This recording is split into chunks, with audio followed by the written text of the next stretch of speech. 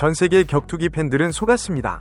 코리안 타이슨이라는 닉네임만 보고 화끈한 난타전을 기대했던 관중들은 정작 경기가 시작되자 소름 끼치는 침묵을 마주해야 했습니다. 주먹이 오가는 소리 대신 상대의 거친 숨소리와 뼈가 눌리는 압박감만이 옥타곤을 채웠습니다.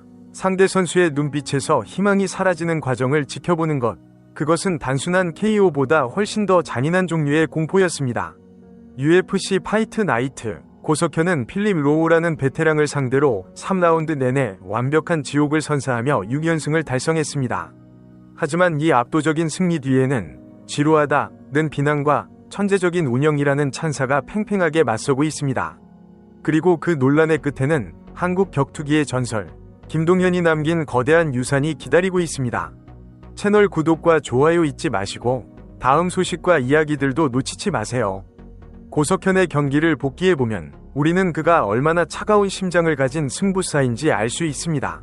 그는 감정에 휘둘리지 않았습니다. 필립 로우는 긴 팔과 다리를 가진 까다로운 저격수였지만 고석현은 그 저격수의 총구를 틀어막는 방법을 정확히 알고 있었습니다.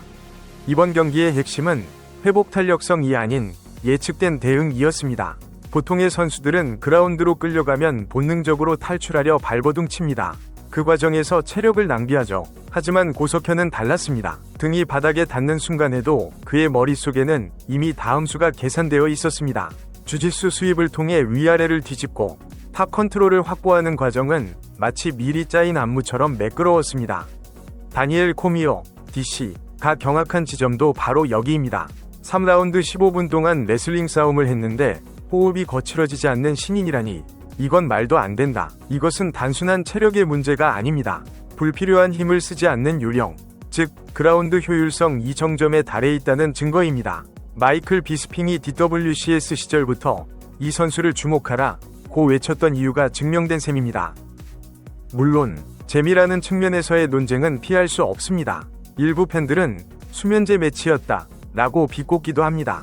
고석현 본인도 인터뷰에서 피니시를 노리는 모험을 하지 못해 아쉽다 라고 자평했습니다. 하지만 이것을 단순한 겁쟁이의 안전운행으로 치부해서는 안 됩니다. 이것은 철저한 생존 전략입니다. 고석현의 스타일은 타격과 그래플링의 비율이 3대7 혹은 4대6으로 배분된 하이브리드 형태입니다. 그는 마이크 타이슨처럼 주먹 하나로 끝장을 보는 타입이 아닙니다. 오히려 상대를 늪으로 끌고 들어가 서서히 힘을 빼놓는 사냥꾼에 가깝습니다. UFC라는 정글에서 살아남기 위해 그는 화려함 대신 확실한 승리를 선택했습니다. 그리고 그 선택은 지금까지 100% 적중하고 있습니다.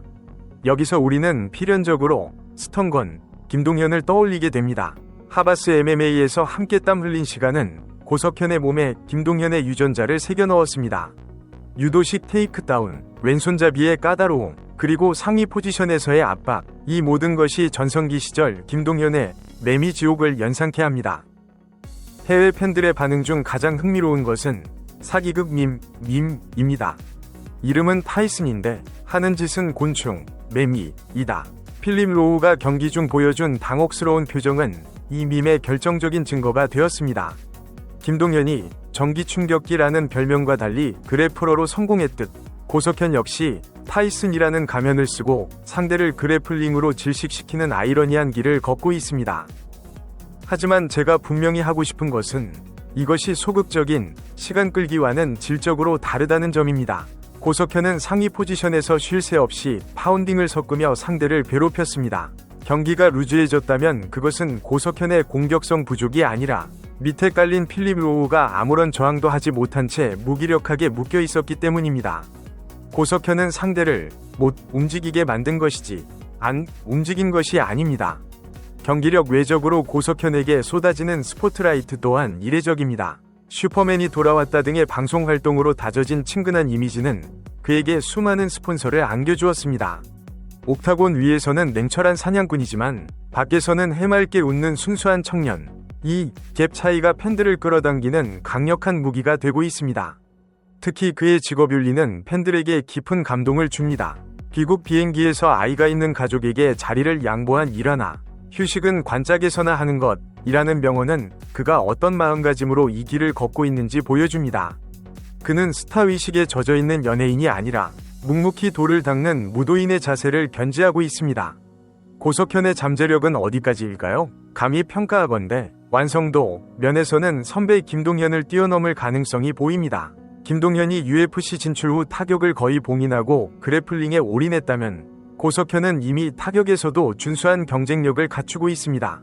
그래플링이라는 확실한 플랜 A에 타격이라는 플랜 B가 더해진 진화형 모델인 셈입니다. 이제 시선은 그의 다음 상대로 향합니다. 리징양, 콜비 코빙턴 모두 흥미로운 이름들입니다. 리징양과의 대결은 아시아 최강을 가리는 자리가 될 것이고 코빙턴과의 대결은 스승의 복수라는 완벽한 드라마가 될 것입니다. 하지만 현실적인 비즈니스 관점에서 본다면 호주의 제이크 매튜스나 베테랑 스티븐 톰슨이 가장 유력해 보입니다. 특히 내년 2월 호주 대회는 고석현이 다시 한번 자신의 가치를 증명할 최적의 무대가 될 것입니다. 국내 격투 커뮤니티는 그야말로 고석현 아리 중입니다. 단순히 그가 이겼기 때문만은 아닙니다. 팬들이 열광하는 진짜 이유는 그의 반전 매력에 있습니다. 링 위에서는 상대의 숨통을 조이는 냉혹한 포식자이지만 링 밖으로 나오는 순간 그는 슈퍼맨이 돌아왔다에서 보여준 순박한 동네형으로 돌아갑니다. 특히 인터넷 커뮤니티를 뜨겁게 달군 것은 그의 관짝 발언이었습니다. 휴식은 관짝에서 하겠다는 그의 말은 단순한 인터뷰를 넘어 최근 헝그리 정신에 목말라 있던 한국 아재 팬들의 심장을 제대로 저격했습니다. 팬들은 그를 두고 김동현의 개미지옥 스킬에 정찬성의 좀비 정신을 탑재했다고 평가하며 한국 중량급의 10년을 책임질 적임자가 나타났다고 환호하고 있습니다. 반면 바다 건너 해외 팬들의 반응은 유쾌한 배신감으로 요약됩니다. 레딧과 트위터에서는 코리안 타이슨이라는 닉네임이 도마 위에 올랐습니다. 한 해외 유저는 필립 로우가 바닥에 깔려 허탈해하는 표정을 캡처하며 로우는 타이슨과 싸우러 나왔는데 옥타곤에는 아나콘다가 기다리고 있었다는 베스트 댓글을 남겨 폭발적인 공감을 얻었습니다. 물론 지루하다는 일부 악플도 존재합니다. 하지만 진짜 격투기 매니아들의 시선은 다릅니다. 그들은 고석현의 움직임을 질식이라고 표현합니다. 다니엘 코미어의 극찬 이후 해외 분석가들은 고석현을 단순한 레슬러가 아닌 상대의 체력을 빨아먹는 뱀파이어 같은 운영 능력을 가진 선수로 재평가하기 시작했습니다. 닉네임은 타이슨이지만 그들이 느낀 공포의 실체는 하빕 누르마고메도프의 향기였던 것입니다. 고석현은 지금 UFC 웰터급이라는 거친 바다를 항해하고 있습니다. 샤브캇 라흐모노프, 벨랄 무하마드 같은 괴물들이 득실거리는 곳입니다. 하지만 고석현에게는 그들보다 더 강력한 무기가 있습니다. 바로 흔들리지 않는 평정심과 멈추지 않는 노력입니다. 그는 화려한 불꽃놀이보다는 천천히 타오르지만 꺼지지 않는 용광로와 같습니다. 과연 고석현은 코리안 타이슨이라는 별명을 넘어 자신만의 이름으로 UFC 챔피언의 자리에 오를 수 있을까요? 여러분이 생각하는 고석현의 적정 랭킹은 몇 위입니까? 그리고 그가 보완해야 할 점은 무엇일까요? 댓글로 뜨거운 토론을 부탁드립니다. 지금까지 시청해주셔서 감사합니다.